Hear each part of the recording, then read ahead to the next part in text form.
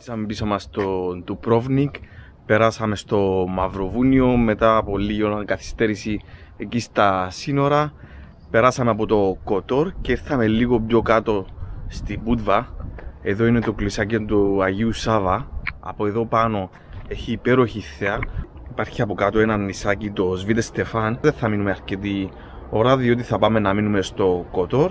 Θα βγάλουμε τις φωτογραφίες μας, κάποια βίντεο. Πάμε τώρα να σας δείξω που ήρθαμε.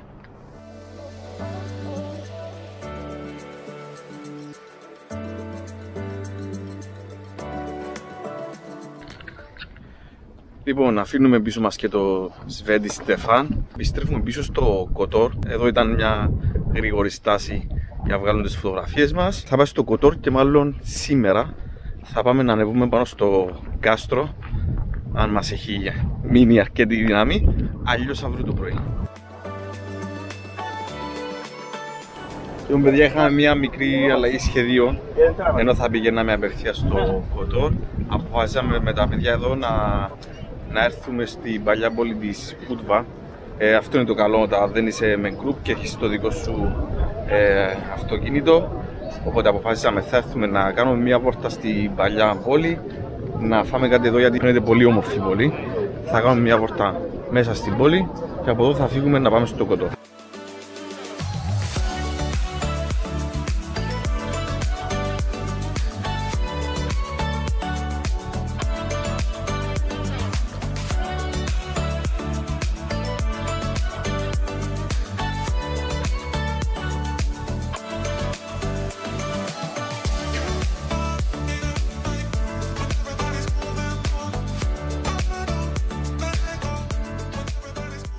Ένα από τα πρώτα πράγματα που κάναμε, ήρθαμε, αγοράσαμε εισιτήρια και μπήκαμε στο Citadel εδώ στη Μπούντβα. Δεν είναι κανένα πολύ μεγάλο χτίσμα, αλλά θέλουμε να βγούμε να περπατήσουμε πάνω στα τείχη. Εδώ έχει μια όμορφη θέα, αν δείτε, και προς την πόλη και προς τη θάλασσα.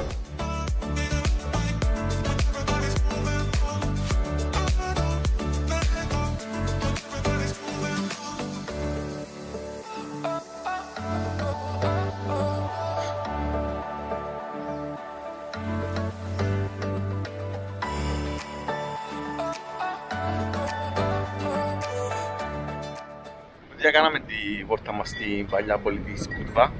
Αν είναι στο δρόμο σας, αξίζει να έρθετε 1-2 ώρες να κάνετε τη βόλτα σας. Πήγαμε κάτω στη θάλασσα. Υπάρχει ένα γαλματάκι με μια κοπέλα που κάνει μπαλέτο, κάπως έτσι. Δεν το ψάξαμε.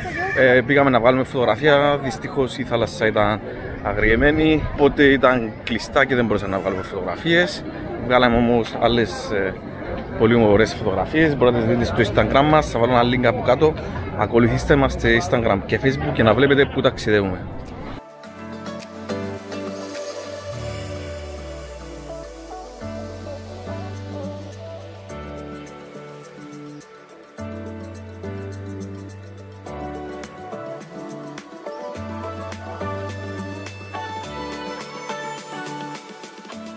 Μόλις φτάσαμε στο Κοτόρ, το καλό είναι ότι μένουμε μέσα από τα τείχη, μέσα στην πόλη και ακόμη ένα καλό, δεν έχει καθόλου σκαλιά πάνω κάτω, πάρα πολύ λίγα σκαλιά, είναι μια ευθεία μικρή πόλη με τα τείχη γύρω γύρω. Βασικά από ό,τι κατάλαβα, μια ώρα max μπορεί να δεις όλη την πόλη. Το Κοτόρ είναι μια παραθεράσια πόλη του Μαυροβουνίου και έχει πληθυσμό περίπου 16.176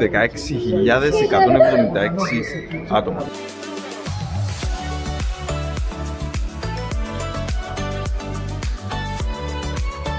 Δύο-τρία πράγματα πάλι για το Κοτόρ που έχουμε προσέξει μέχρι τώρα είναι ότι δεν μπορούν να περάσουν μέσα αυτοκίνητα διότι τα δρομάκια είναι πολύ στενά. Μέσα στα δρομάκια ενώ περπατάς βρίσκεις πλατείες, υπάρχουν αρκετές πλατείες.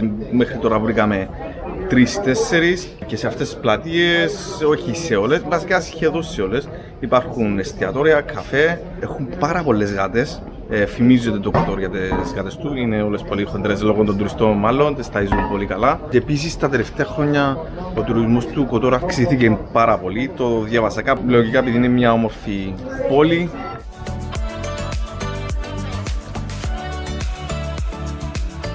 Η μεγαλύτερη πλατεία είναι Square of the Arms, είναι η πλατεία μόλις μπεις μέσα στην πόλη, μόλις περάσει βασικά τα τείχη και απέναντι έχει ένα μεγάλο ρολόι. Είναι η μεγαλύτερη πλατεία εδώ στο Κοτόρ.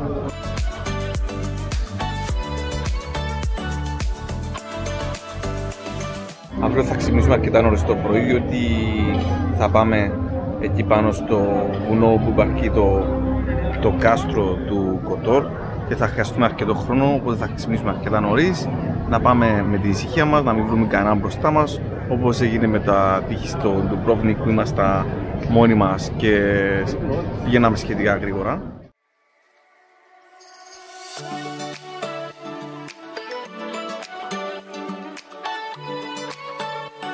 Η ώρα είναι 7.30 το πρωί και ξεκινήσαμε να ανέβουμε πάνω στο φρούριο.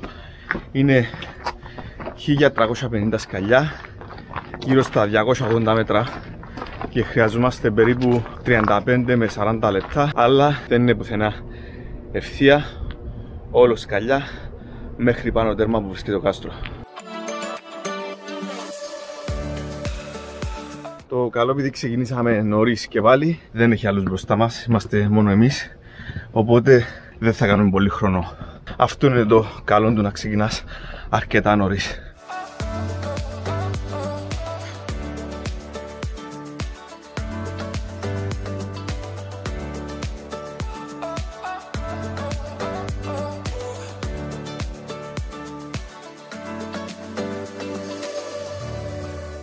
Μια σύντομη στάση στα μισά του δρόμου, διότι εννοείται ότι κανείς δεν μπορεί να το πάρει με τη μία όλα αυτά τα σκαλιά. Όντως είναι λίγο ζόρι να ανέβεις πάνω, αλλά ήδη με αυτά που βλέπουμε μέχρι τώρα αξίζει τον κόπο.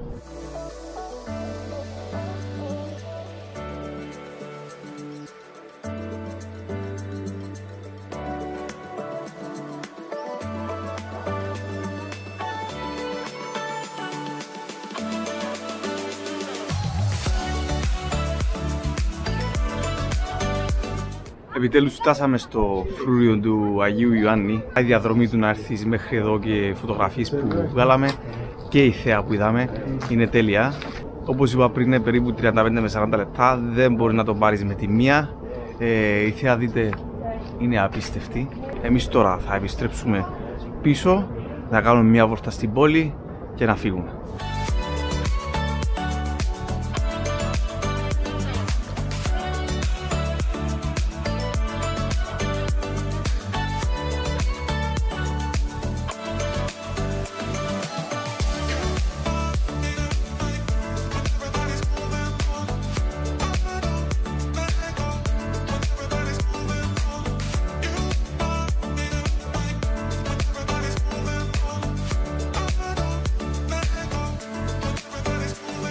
Τελευταία πόρτα εδώ στο Κοτόρ του Μοντενέγρο και επειδή είχαμε μια απορία και θέλαμε να τη λύσουμε και βρήκαμε την απάντηση, θα ρωτάτε και εσείς τι νόμισμα χρησιμοποιούν εδώ στο Μοντενέγρο.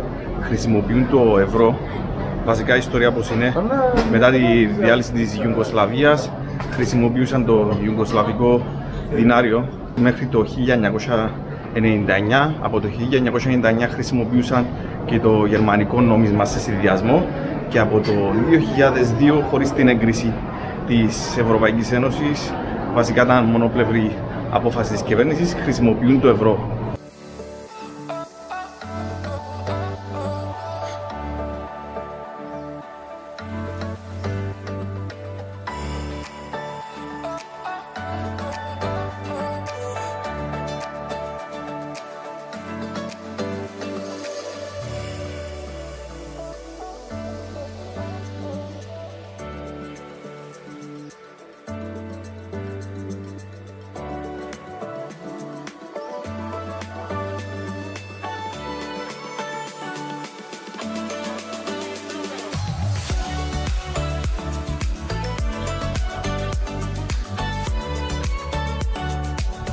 φεύγουμε από Κοτόρ. Είχαμε προγραμματισμένο σήμερα να βγαίναμε και στα τείχη για να βλέπαμε γύρω-γύρω την πόλη. Έχουμε κουραστεί διότι ανεβήκαμε στο Fortress πάνω στο βουνό. Ο χρόνος μας πιέζει γιατί θα πάμε Βοσνία-Ερζεγοβίνη.